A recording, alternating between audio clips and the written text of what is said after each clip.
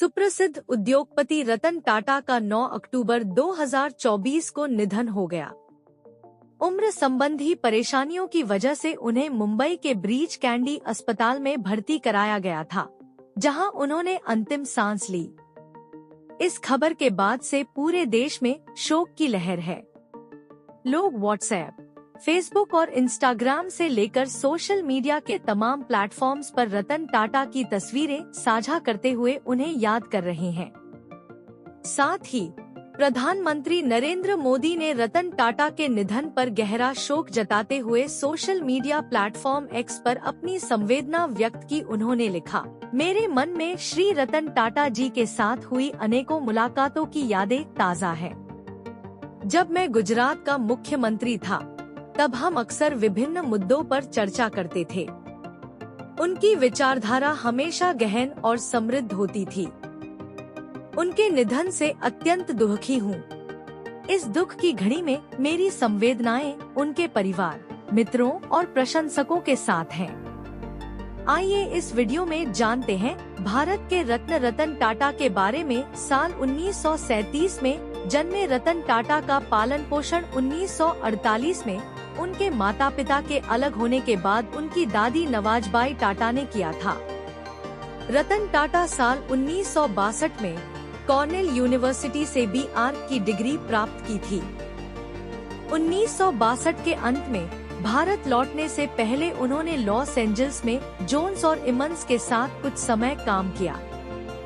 2008 में भारत सरकार ने उन्हें देश का दूसरा सर्वोच्च नागरिक सम्मान पद्म विभूषण प्रदान किया था। वह 28 दिसंबर 2012 को टाटा सन्स के चेयरमैन के रूप में रिटायर हुए थे। उन्होंने न सिर्फ टाटा समूह को नई ऊंचाइयों पर पहुंचाया, बल्कि भारतीय उद्योग को वैश्विक मंच पर प्रतिष्ठा दिलाई। उनके नेतृत्व में टाटा समूह ने कई ऐतिहासिक अधिग्रहण किए और समाज कल्याण में भी महत्वपूर्ण योगदान दिया। रतन टाटा की विरासत हमेशा प्रेरणादायक रहेगी। आपको जानकर हैरानी होगी कि रतन टाटा के नेतृत्व में टाटा ग्रुप साल 2021 तक ही 102.4 अरब डॉलर यानी करीब 85 खरब 99 अरब 9 करोड़ 12 लाख रुपए दान कर चुका था। ये इतनी बड़ी रकम है कि आज भी दुनिया के कई दिग्गज अरबपतियों की नेटवर्थ इतनी नहीं होगी। रतन टाटा की उल्लेखनीय यात्रा तब शुरू हुई जब उन्होंने साल 1991 में ऑटोमोबाइल से लेकर स्टील तक के विभिन्न उद्योगों में फैले टाटा समूह की बागडोर संभाली। साल 1996 में उन्होंने टाटा टेलीसर्विसेज की स्थापना की और 2004 में टाटा कंसल्टेंसी सर्विसेज (TCS) को सार्वजनिक रूप से सूचीबद्ध करवाया, जो कंपनी के लिए एक महत्वपूर्ण मील का पत्थर साबित हुआ। रतन टाटा ने कभी विवाह नहीं किया और उनकी कोई संतान भी नहीं थी। 2011 में रतन टाटा ने कहा था, मैं 4 बार विवाह के निकट पहुंचा, किंतु प्रत्येक बार भय या किसी अन्य कारणवश पीछे हट गया। रतन टाटा की उपलब्धियां। रतन टाटा ने टाटा समूह को एक वैश्विक महाशक्ति में बदलने में महत्वपूर्ण भूमिका निभाई, जिसमें इस्पात, ऑटोमोबाइल, सॉफ्टवेयर और दूरसंचार जैसे उद्योगों में उद्यम शामिल थे।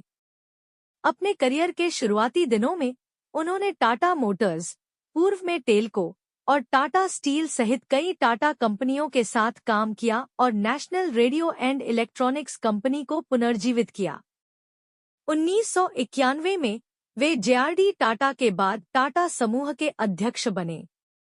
उन्होंने महत्वपूर्ण संगठनात्मक सुधार लागू किए, जैसे सेवानिवृत्ति की आयु निर्धारित करना और युवा प्रतिभाओं को नेतृत्वकारी भूमिकाओं में बढ़ावा देना। उन्हें निम्नलिखित पुरस्कारों से भी सम्मानित किया गया। 2021 में असम सरकार द्वारा असम वैभव, 2023 में किंग चार्ल्स तृतीय द्वारा ऑर्डर ऑफ ऑस्ट्रेलिया के मानद अधिकारी, 2008 में IIT बॉम्बे द्वारा मानद डॉक्टर ऑफ साइंस की उपाधि, 2014 में महारानी एलिजाबेथ द्वितीय द्वारा मानद knight grand cross of the order of the British Empire GB, 2008 में सिंगापुर सरकार द्वारा मानद नागरिक पुरस्कार।